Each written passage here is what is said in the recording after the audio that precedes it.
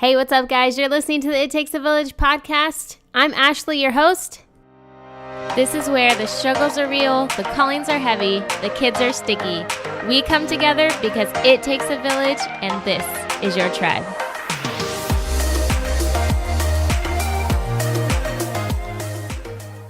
Hey guys, thanks for listening to the It Takes a Village podcast. Today we are talking about the daily pressures that we feel as moms and why it's okay to not have it all together and how we can combat our place in this world that makes us feel like we have to appear to be one way, even if we want to drop our kids off in our sweatpants or in our pajamas, or if we don't want to do the PTA meeting, or if we do. And so navigating that as a mom is really hard, especially when we feel like we have to be a certain way. We all have the idea of what we're supposed to be like, quote unquote.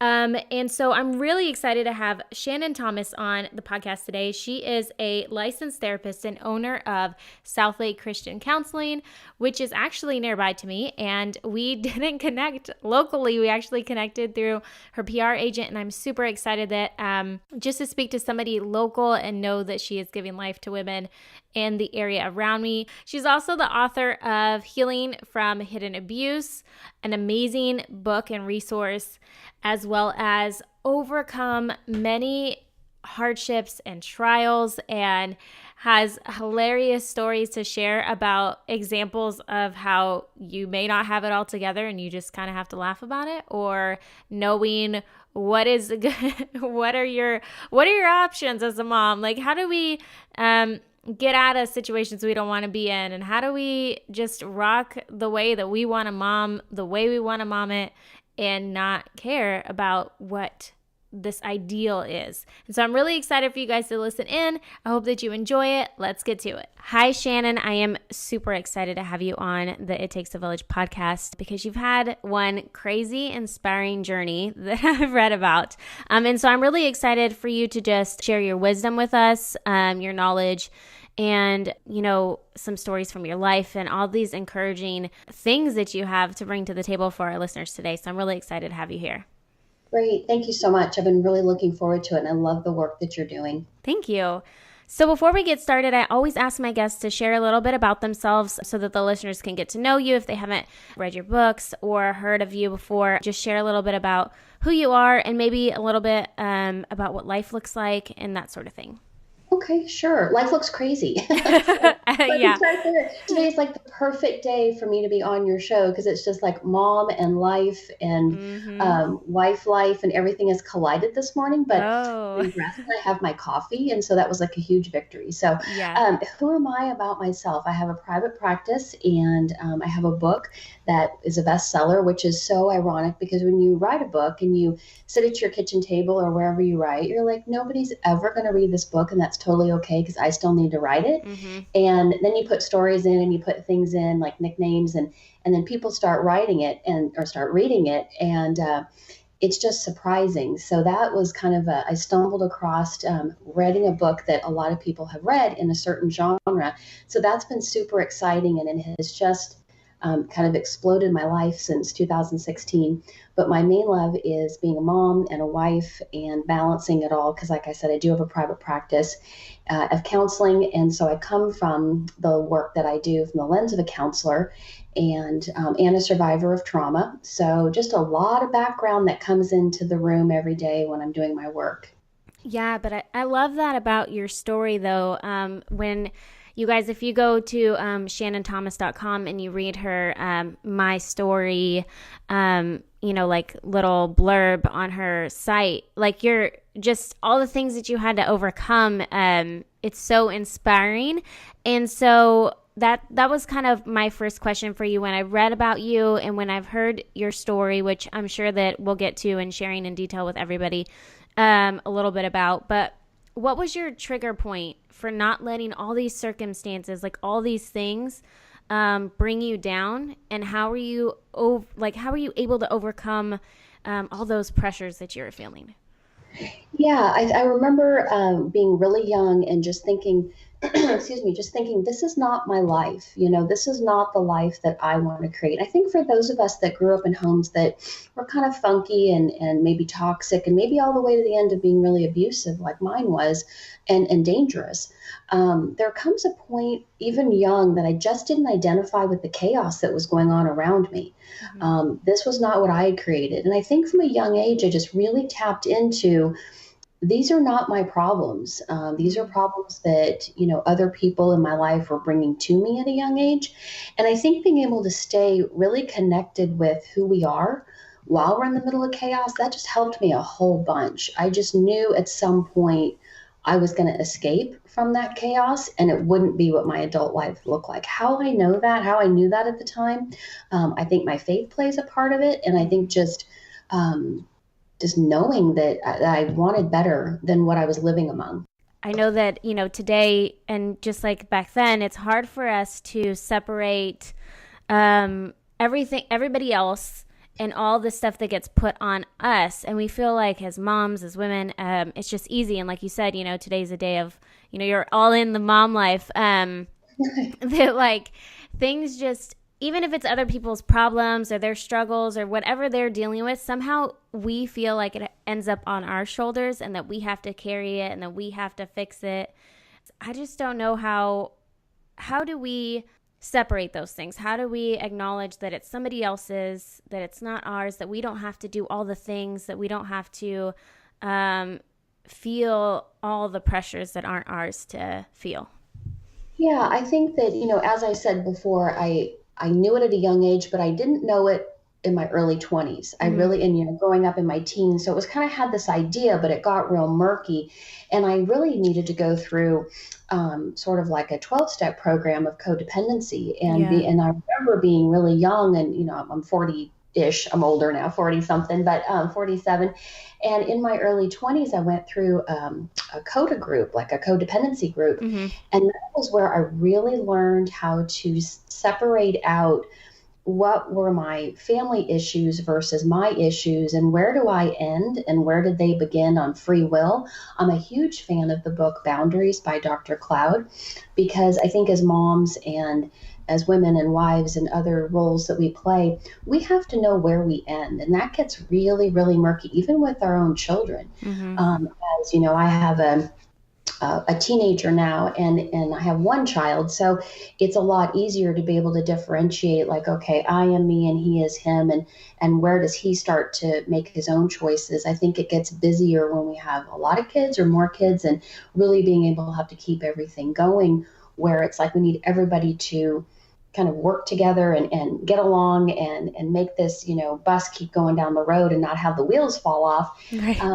But I think that even then we have to be able to step back and say, I want for my kids, but I can't want it more than they do. Yeah. And that happens, I think, as our babies get older, for sure. We start to recognize that I can't be their inner drive. I have to really separate back or whatever it might be, or I can't make decisions for them. I can't make decisions that they really need to start learning how to make and exercise that muscle of independence. But I think it's just recognizing where we end. I know that along with that, like feeling like we have to do all the things and be all the things, that we also tend to feel like we also have to have it all together. And even when we don't, we want it to look on the outward that we do. So how can it harm us to pretend like we have it all together? Yeah, that's a real pressure because I think that when we, let things slip and things get messy in life, sometimes we have been judged by other moms or even sometimes spouses can be judgmental about how well we're managing things or whatever the case, or our relatives. If it isn't just our own internal voice, it can actually be external people saying, what are you doing and how is this getting done? And I think that if we have a real sense of how much we can accomplish each day, I'm a big believer in understanding our capacity. What is our capacity for today? If mine is that, everyone's dressed and fed and out the door, that's my capacity for the day. It might change from day to day. But I think really honoring that that for today, this is what I can accomplish. And we have to really remind ourselves that it is okay to go to the basics some days. And because other days we're going to be rocking and rolling and feeling really good and things are just going to align well. And we have to be able to ebb and flow with just the sort of trouble that comes or the benefits that come with each day and not expect to accomplish exactly the same for every moment. Mm-hmm. Yeah, and I think that the trap that we fall into a lot of the times is that even if we were to decide what our capacity for the day is that we're also comparing our capacity to somebody else's, and it might be on a day where they're just killing it, and we're having an off day. And then I mean, I know personally, I do that all the time to where like some mom is just killing it that day, and I just happen to be having a rough day, and then I feel like the worst person ever. Well, I think those moments, well, I think we have to remind ourselves that everybody has a certain level of good days and bad days. And it's really taking it back to today's my kind of rough day she's having a good day and I'm happy for her and really kind of extending that joy to other people rather than looking at it in a jealousy because my good day's coming around too. Yeah. And realize that we are all human. I mean, I think that's the thing as a counselor, after watching and sitting with thousands of people in my office, we can walk in looking like a certain put together person. Everybody's got stuff that they wish was different about them. Every single person has insecurities and strengths and things that they feel really confident about. So I think if we can remind ourselves that we really are all the same, that we have the pros and cons, that on those days that we feel like we're just barely getting by and doing it worse than other people, those days for them come too. They feel that way as well. It just might not happen to be on the same day. Yeah. This reminds me of a post that I read of yours. It was actually a long time ago, and hopefully you'll remember it. But it was on the Plaid for Women blog, and I think it says you wrote it in 2015, but it was called Why Mean Girls Grow Up and Join the PTA. And I was laughing through the whole thing because I'm like, this is every this is every mom's life right now. Yeah. So speaking of, joining the PTA and being surrounded by other women constantly and feeling the pressures and comparing ourselves, do you think that the things around us, like our homes, our friends, and things like, other women on the PTA can affect us and the pressures that we feel daily? Oh, absolutely. And I think social media is a huge piece of it. I saw this one thing that was funny. It was like Instagram is where everyone's life is fabulous, and Facebook is where your family loves you, and Twitter is like where the world's coming to an end. It's so true. You can watch, different people on different platforms, and it's ironic. But I think that it's the idea that we're watching and we're seeing and we're talking and we're noticing other people's lives and we think we have a real good insight, and some people do. Some people are just very organized. Some people do life really well every day. And that is fantastic that that's their strength. And I think that as we get into that comparison, whether it is in the PTA or it's our neighbors or meetup groups or mom groups or wherever it might be, really wanting to stay just in our own space is really, really important. I like yoga a lot. And one of the things I like about it is it talks about just your own practice. Don't look around. Just how does your body feel that day? And I think as we get older and our kids get older, we start to really look more inward of how am I doing today? How everyone else is doing, I don't have any control over. And comparing is just comparing that outward appearance. But how am I? And really focusing in on what does my body feel like? What does my mind feel like today? What do I want to accomplish? And getting out of the comparison trap, it really is having to exercise that muscle because it's so easy to do, but we have to train ourselves out of it. Very hard to train yourself out of that. And I don't know how. So maybe you could tell us. Well, I can tell you how we do it is we watch what we think. As soon as that internal dialogue comes up of, oh, look at that, or look at this, or oh, she's doing great, or this is whatever, and just go, oop, stop. We grab it and we go, okay, how can I replace that thought? And it's like a muscle and it takes some time. But the more we do it, the more we can catch ourselves and go, oop, that is not a thought I want to entertain today. I really want to put that away. Those are good. What I loved about this post the most is I felt when you said that you ultimately decided to leave the PTA just because you're surrounded by mean grown women who are turning you into somebody you didn't want to be, and you felt like you would let your child down in leaving it, but ultimately for the good of yourself, and you left. And for a lot of us, I feel like we get pulled into things because of our children, and we want to be all and do all for them, and we want them, to think that we're the coolest mom and we're the most involved mom. But at the same time, like what I learned from your article and what I feel like today is many of us like tend to put that before something that could be potentially hazardous for ourselves. Yeah, and it would have been really easy for me to stay in that situation because we adopted our son when he was a little older at 5, and I became a mom at 35 or 38 actually. So he was 5 and I was 38 through adoption, and it had been a long dream coming true.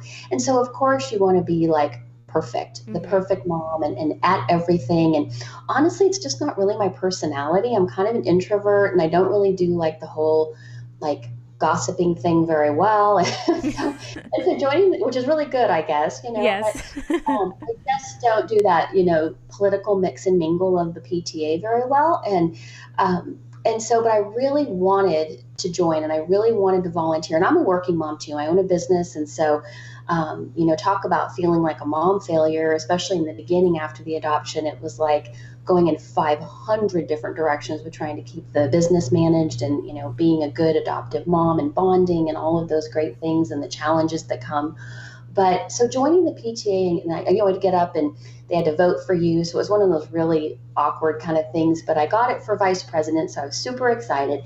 And then I get into it and I'm like, oh, I can't do this. I don't want to do this. So it was really having to step back and be working through the disappointment in myself. But when I did that, I was able to talk to my child because he was old enough at that point. And I said, I really want to volunteer at school, but I'm becoming somebody I don't like in this group. And just like I tell you about your friends, that if you become something you don't like with your friends, you really need to think about who you're hanging out with.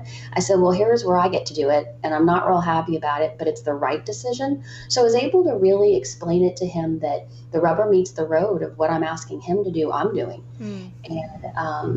And it did feel awkward at first to go, I'm bailing. I lasted like 91 days. You got it down. I got out quick, But that was just real. The realness is that I hated it. And my time's valuable. And I would rather be happy and hang out with my family than go to meetings that I'm feeling really frustrated about and having to meet. We did a lot of work because it was a new PTA, and it was just taking time I didn't have and didn't want to give. How do we as moms get that or start to be more transparent about that we don't have it all together? Like, how can we, because I feel like that with Facebook and, like you said, Twitter and Instagram, it's all these pictures of us in perfect rose-colored glasses form.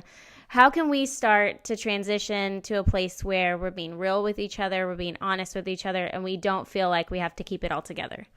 Yeah, I mean, as you said, like Facebook and the form, I mean, even the filters aren't real. Right. Yeah. You're like, how does my face not? Yeah, you're like, that doesn't, my face never looks like that. Never. But I love it for that one picture, Right. I always joke on the back of my book and on my website, I have a great photographer who did amazing. And it was like professional hair, professional makeup, little Photoshop, not a whole lot. But I always joke, I'm like, that's like the one day I look like that in like 2015 or whatever. Yeah. I always joke that we have some neighbors, and literally every time they come out, I take out the trash, in the mornings. And every time they come out, it never fails.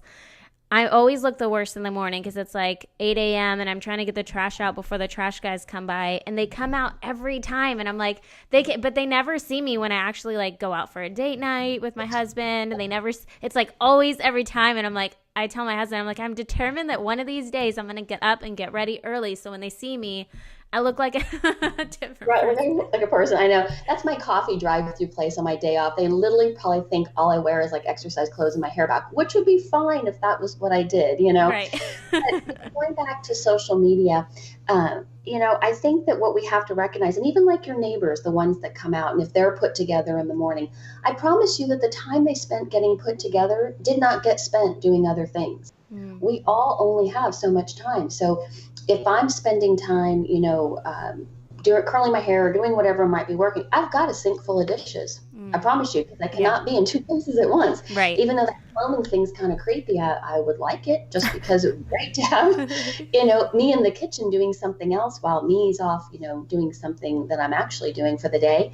And I think that's the big key, is that oftentimes I walk around and I'll look at social media, I walk around my house, and I think, if I do this, whatever this might be, I cannot go do that. And I think it's being conscious that I physically cannot be in two places at once. So the folks that we're looking at and the comparing we're doing, and I can't remember if this is answering your question, but they are giving up some other thing. So if they're looking at, taking time to get all the kids matching, and if that's what they value, and God bless them, if that's sort of what is important, that's fine.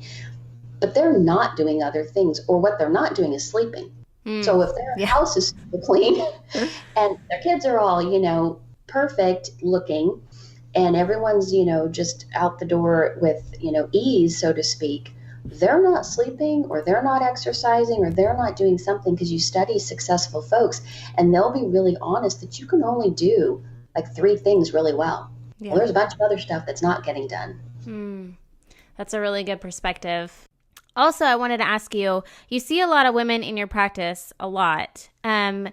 What do you think is the theme, or what is the most common root problem to our struggles that you if you could just pinpoint and shake women and be like, this is what you need to not focus on? What do you think that would be?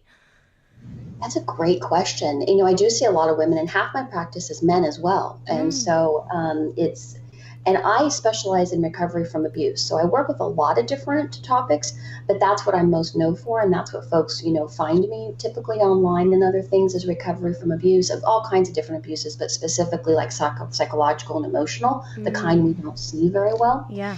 And I think that the biggest thing, it's a great question. I think the biggest thing that I find myself repeating is, your life is your life. Your journey is your journey. Just really enjoy it and be able to make the decisions that are right for you. So we really do have to become insulated, that, if someone else's schedule looks a certain way, that's great, because that's what they do.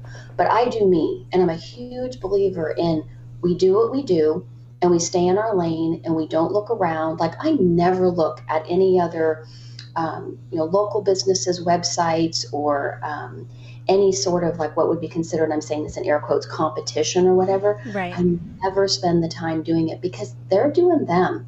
And I'm going to do me, and I'm going to do what I think works for my practice and my business. And I even did a training on how to start a private practice. There's no secret sauce. These folks could go out and do the exact same thing I did. Their voice, their fingerprint, their life experience is going to be so different than mine, that they're going to sound different, and they're going to be different. And that's great. We need a wide variety out there. But I think that's the thing the most. If there's one thing, is find your lane and just really enjoy it. That's kind of like that saying, I kind of throw the grass is greener on the other side, that thing. I don't really like that that idea, but I always like thinking the grass is greener where you water it. Right. Yeah. Right. And you had said before, I think that, social media, how do we get away, or how do we be more authentic? And truthfully, going through that PTA experience, there was another PTA mom who had joined with me, and she and I both were commiserating about how this was not going so great. And I think finding folks that don't need us to be a certain way, that let us just be ourselves, and we can show up however we are, I think is really important, because we've all had those friends that, if your hair is freaking out because I live in the South, and, the humidity, and it might be super freezy, and I'm like, oh, I'm having a bad hair day. They don't go, yeah, you are. Yeah. Oh, thanks. Or they kind of give you the hi, and then the up and down from head to toe, oh, what are you wearing today? I can't be around that at all. And I used to have I think more desire to try to get them to like me. So I would make sure that before we got together, what am I wearing and are they going to approve? And I think the more we mature, we just start to like, well, this is comfortable and this is what I want to wear and this is feeling kind of my vibe for the day. And then after a while, we just kind of stop hanging out with those folks that we feel like we get the one up from.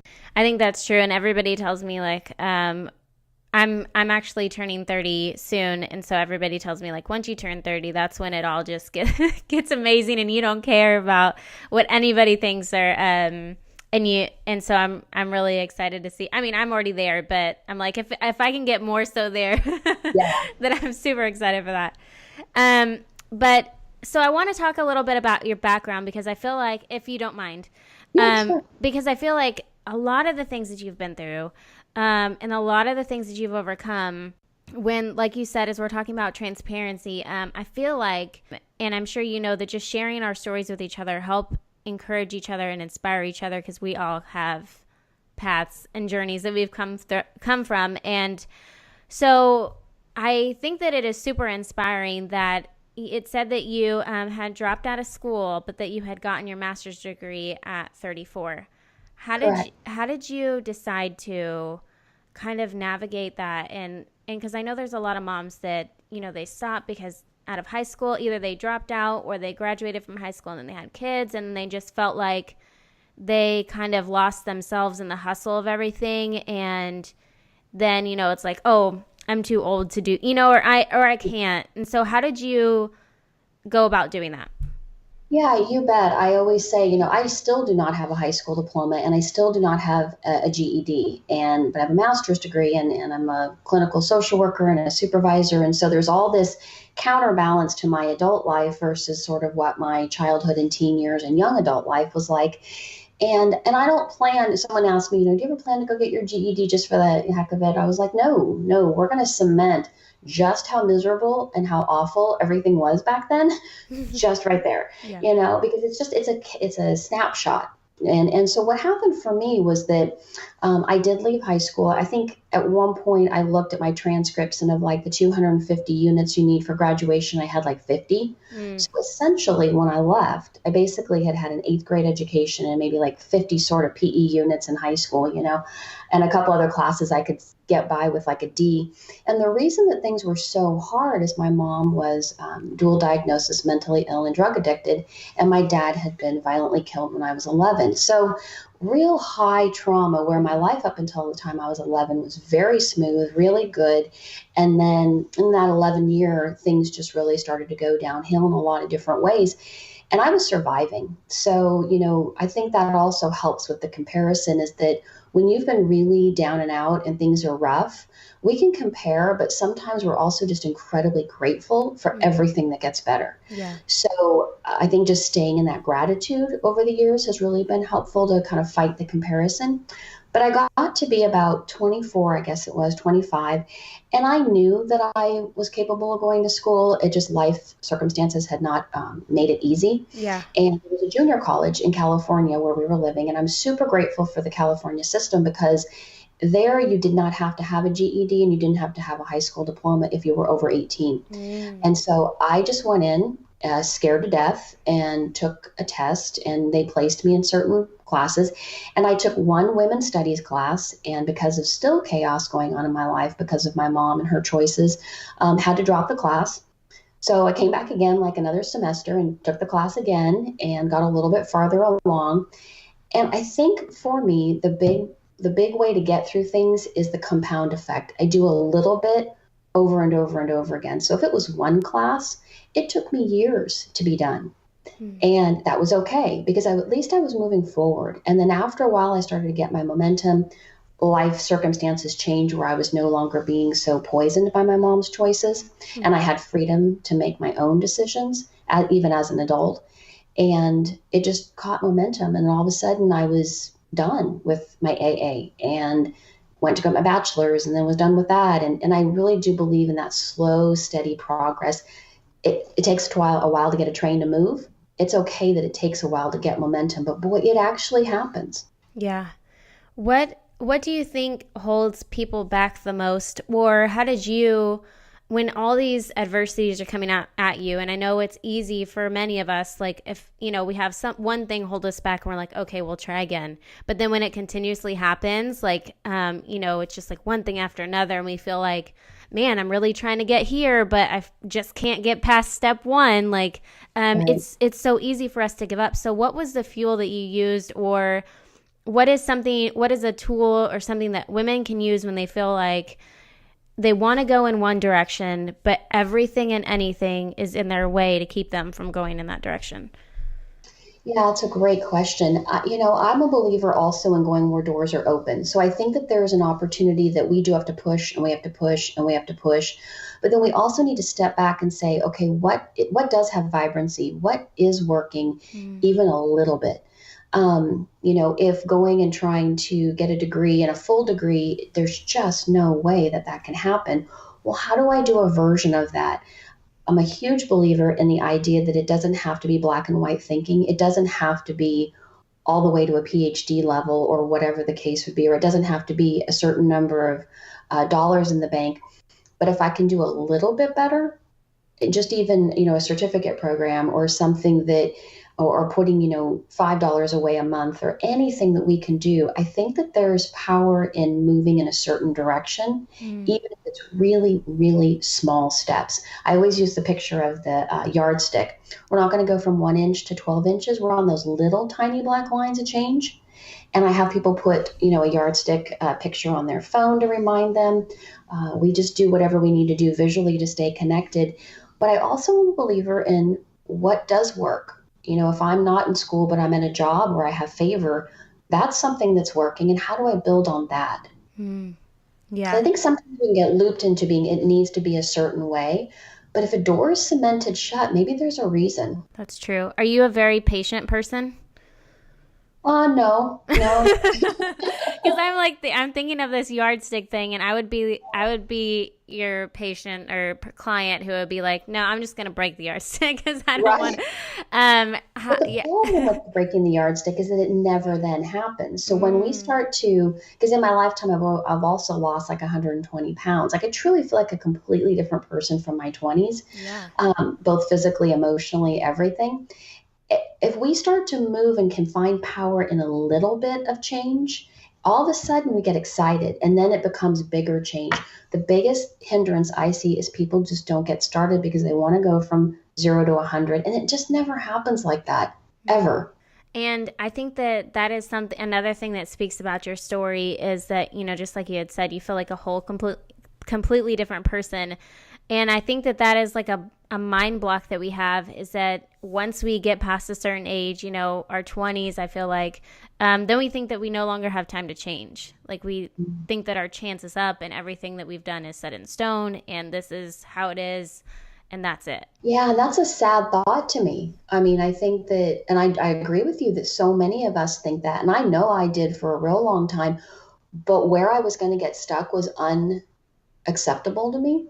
So at 20 something, even going into my late 20s, if I was sort of like, well, this is kind of it, that was not where I wanted to be. That was not a train station I wanted to stay at for very long. And so I hope we're always growing and morphing and changing for different stages as our babies do. I mean, our kids are always, growing and changing, and we as moms need to be able to change with them. In different ways to parent them better and to parent them in the way that they need for that stage. I mean, nothing will change you like becoming a mom. Oh yeah. I think that, have the whole mindset, for me changed, that I look at my kids and, my husband reminds me, like, would you want that for our daughter? Would you want her to think those things? Or would you ever tell her to stop there? Or would you, all these things that I limit myself to, or I believe, and then I have to think, would I do that for my kids? And it's like, well, no, then why wouldn't you do that for yourself? Yeah, exactly. And I think that if we can think, okay, where do I want to be? Like what's yard, or inch 12 on the yardstick or whatever it is, 6 inches, whatever. Where is that? So if that's where I want to look like or be like or have my life be, how do I ink it back then into changes that I can do now that lead me there? I think getting the vision is really, really important.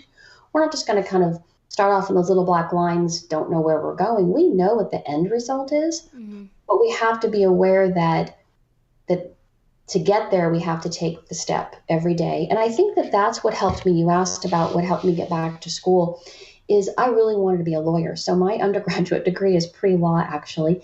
And here I am, a therapist, and loving it. I would never imagine being a lawyer.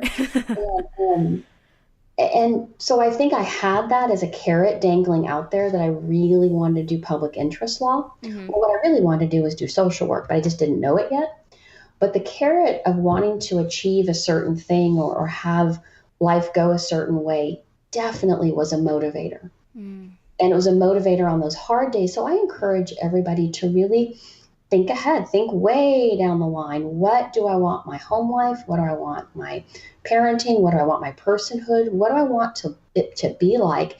And then chunk it down into really, really small steps so that we can start to get there. And I think if we write it down, we do start to see like, oh, I am accomplishing parts of this to get where I want to go. We have to know where we're going, or it just feels really fruitless. What is your favorite thing to guide women through?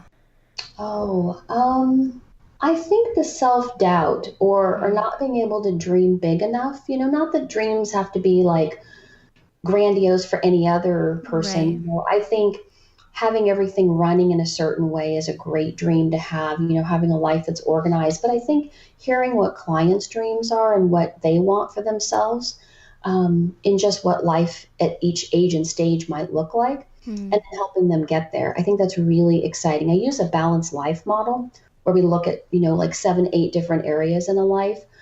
So our life isn't just parenting. Our life isn't just our relationships with other people. It's not even just our, work. There are some different areas. And so being able to look at all those and try to find how can I maximize it with all the time that I have, that's really wonderful. Yeah. And you said it. I want to reiterate that our life isn't all parenting. No. In the balanced life model, it's work or volunteering, it's spiritual growth, whatever that looks like for each person individually, our own physical health, it's hobbies, it's friendship, it's parenting, it's in a relationship if we're in one, and we have to look at all those different areas and try not to neglect them. It might be that we only see our friends at, certain times each month, but is it at least on my life pie chart? Is my own physical well-being on my pie chart? And what am I doing either daily or weekly to show that I value that? Yeah, I think that's really important that we think about our time and our life like that. Otherwise, I think that's when we get bombarded with all these other things. And then at the end of the day, we're like, what did I just do? Where did the time go? Or months later, you're like, I haven't seen an adult friend in like a whole entire month. Definitely. Because what we value will definitely drive how we spend our time. And, so like if I value being there for my kids in a certain way, or I value certain things, and I know that if I've got 24 hours in a day, I already know how much is going to be taken by that. So that's only going to leave me a little bit or a certain section of the rest of it. And that has to be okay. But I think we have to be purposeful. Like, it's real easy to lose touch with friendships. And I have a really great dear friend who went back to school at actually 50 to become a counselor, and she's loving it. And so it's never, ever too late to, start walking down a certain path. But she and I get breakfast every third, fourth Monday, and it's just our thing. As soon as we see each other, we put it right back on the calendar. We may not have a group of 15 friends that we can fit all in, but we might have 1, 2, 3. And I think if that's what we value, is being able to, see our friendships blossom, then we put it on the calendar. I think that sometimes we forget to put we're too busy putting like the PTA meetings, the soccer games, the practices on our calendar, and then we don't make it a point to put those things like meetings with friends or time to read or journal or stuff that fills us up. We don't put it down, and then it doesn't happen, and then we're empty. Like we're serving everybody else or filling everybody else's cup, and our cup is empty. Definitely. And I'm a believer in making checklists, just like when our kids are young, as they're starting to get a little more independent, it's like, okay, wash your face and brush your teeth. And then they're supposed to check it off and kind of, as a driver for how they're going to do their routine and train them. I believe we do that for ourselves, that we make sure, have I checked in with so and so? And not as like a thing to shame ourselves or to feel guilty about, but just that reminder, because it's really easy to flop in bed at the end of the night like, oh, I never got back to them. And I think that it's helpful if we have that life pie chart of this is what I value and what did I do today that was one little thing. Did I text somebody that I want to keep in touch with? Did I, do 10 push-ups and 10 sit-ups? I mean, I think the small growing is really big. And if we can capture that it's okay to not get to the gym for an hour or two with a trainer, because I mean, that's just ridiculous. Who has time for that? But I can find something on Pinterest, Right. Like seriously, I can do, 5 and 5 and 5 of whatever it might be. And that actually works. It really does work. And I think that's what we don't think is that it's going to make any difference, but it does. Yeah. I love Pinterest. Yeah. I love setting the timer for 15 minutes and saying, okay, well, I'm going to blow through this, reading this article, or I'm going to try and do the dishes for 15 minutes, and when the timer's up, I'm done. Yeah. I need to do that when I'm on my phone. So if women are listening and they want to check you out, they want to seek you out as a therapist or see what other things that you offer, where can everybody find you? Yeah, I think shannonThomas.com is probably the best way, because from there they can find my Instagram page where I do daily posts. They can find Twitter. They can also find the business, which is Southlight Christian Counseling. We are faith-based, but I also specialize in spiritual abuse. So we come at it from a very progressive perspective, and understanding that toxicity does happen in faith communities. So, and I'm a licensed therapist first, and that's really how it drives the practice. And so, but I think ShannonThomas.com is probably the one stop. So I have a few last questions for you. The first being, if you could choose the most influential book that you've read lately, a long time ago, what would it be?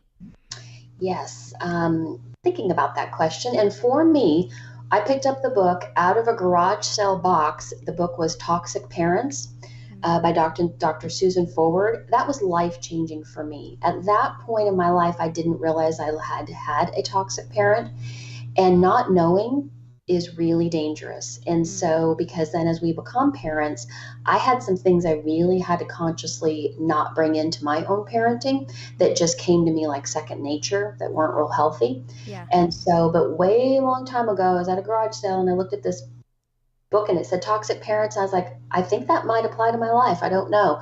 And so I picked it up and read it, and it was really life-changing, so that I could change generational things down the road when I became a mom. How do we know, or who would this book be for then? How do we know if we had a toxic parent and that this might be a good read for us? Yeah, I think if we just are wondering, I think that's honestly, if we're wondering, like things were kind of funky and I don't know that was normal or not, pick it up. Yeah. There's so many different ways for homes to be toxic. I think it also then helps on a flip side is we could read it and realize, I think I'm not a good parent, but man, I am killing it. I am a great parent, because here's what ugly looks like. Here's what real unhealth looks like. And you know what? If I read it and I recognize that, ooh, I'm doing some of that stuff, no shame at all. We just change it. But it's much better to know either I'm not toxic, so I don't need to put that mantle on myself, or I am not going to beat myself up because I don't know what I don't know, but now I do. And now I'm going to figure out how do I do it different. What is your favorite form of self-care? What is something that you do that really fills you up? Yeah, it's funny. Of course, we all like to say, pedicures and manicures and spa days. But the truth about that is that we step aside, and if we step away for a spa day, I come back to twice as many emails. So it's actually kind of overwhelming. So this whole escaping for the day just doesn't actually work. It's got a kickback to it. So for me, self-care is really about getting to bed earlier than I probably would have, choosing to not do something around the house and choosing myself. Sleep is I'm a huge believer in the benefits of sleep to our brains, to our bodies. So really trying to get downtime, whether it's just slowing down, even in like, it's going to sound super cheesy, but even in the like school drive line, waiting for, kiddos to come out, just slowing down and getting off the phone and listening to some good music. I'm a believer in self-care just throughout the day, because the getting away just doesn't work. Yeah. Yeah. I've tried I'm like, I'm going to wake up at 5 a.m. to do this and that. And I'm like, nope. No, never going to happen. No. That's okay. If you could empower women in one way, what would it be? To really be comfortable with themselves. These are my strengths. These are my weaknesses. It all meshes together and to make me kind of the person that I am. I'm working on the things that I really don't like about myself that are authentically things I need to change. And just my normal kind of quirks and humanness, I'm okay with that. That's what I really want women to get to, that place of, I'm me and I'm growing. We're just going to do this nice and slow. That's really good. Again, now I feel like I need to have the yardstick picture on my phone. Yeah. Or like a yardstick hanging. You've convinced me that it's needed now. Well, good. And then we recognize, what are those little black lines? And then we celebrate them. This was great. Whatever they might be. I don't know. It could be 100 different things. Yeah. Especially if you're a very visual person and the end seems so far in sight, and it's just like, for me, picturing the little black lines is something I could check off, or like a visual, like when you're, even when, fundraisers, they have those, like, what do you call them? Like thermometer looking things, and they had, it fills up. And as it fills, you can like kind of celebrate each win. Exactly. It's like the same for me visually. So I feel like for all the visuals listening, that would be a super awesome tool. To not feel like, your end game is so far away and that there's nothing in between. For sure. And I think it's really motivating to recognize, and even like when they do those fundraisers, well, they have what the goal is at the top. You've got to be able to see where we're going, but being able to see how close you're getting, or just that you have made progress. Because, sometimes we make progress in an area and then we get stagnant. Like when I lost weight, I went from like, okay, here's some real honest and truth, like 256 at like 5'4", 5'3", I'm not real tall.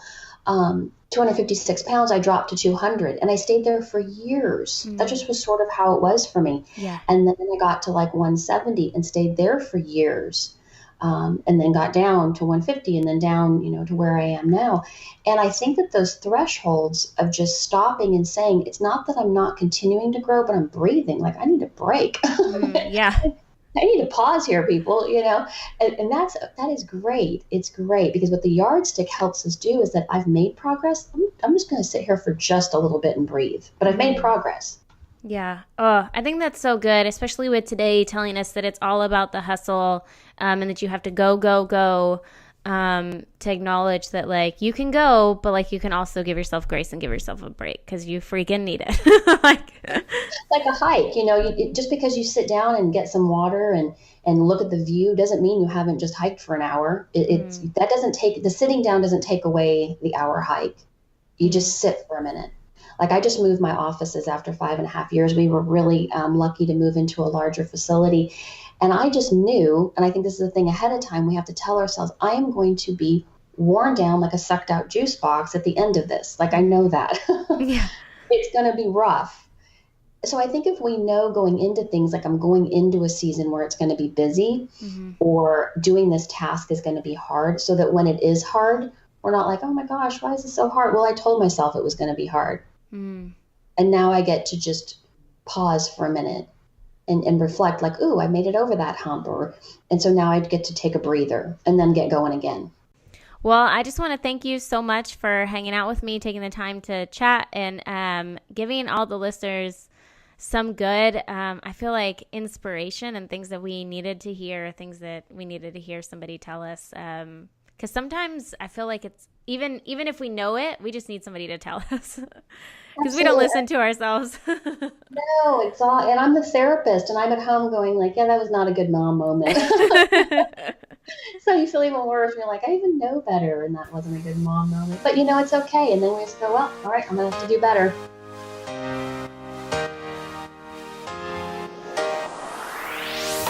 Hey, what's up, guys? I hope you enjoyed that episode. I feel like Shannon covered so many things. Initially, when I made the intro, I had the one main theme in my mind, but then as I listened back to this episode, I'm like, man, we covered so much more than that, though.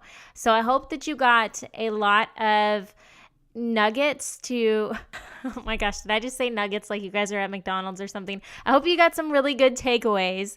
I hope that this helped you. I hope that you feel encouraged in being yourself and giving yourself grace and taking the time to just focus on you a little bit more and not in the rush, not in the comparison trap and all those things. Also, for those who jump around in my podcast, I wanted to make sure you guys know that if you've listened to old episodes, it was Today's Eden.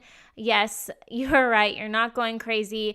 These new episodes from episode 50th and on are rebranded as It Takes a Village, and my website has changed. So if you go to Today's Eden, it's no longer there. Everything is at either theashcarroll.com or ittakesavillagepodcast.com. And those are the two places that you can find everything It Takes a Village, everything about me, and everything in between.